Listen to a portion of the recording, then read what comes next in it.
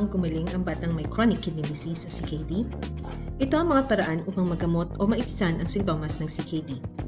Limitahan ang pagkain ng maaalat, mainam na magabayan ng renal dietitian para sa wastong nutrisyon. Uminom lang ng sapat na tubig base sa instruksyon ng inyong doktor. Mag-ehersisyo o makilahok sa mga pisikal na aktibidad 1 oras o higit pa araw-araw. Ihinto ang paninigarilyo at pag-inom ng alak. Panatilihin ang tamang timbang at ang body mass index sa 20 to 25.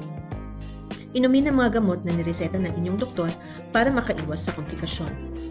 Ang layunin ng gamutan ng batang may CKD ay pigilan o papagalin ang tuluyang pagkasira ng bato o end-stage renal disease.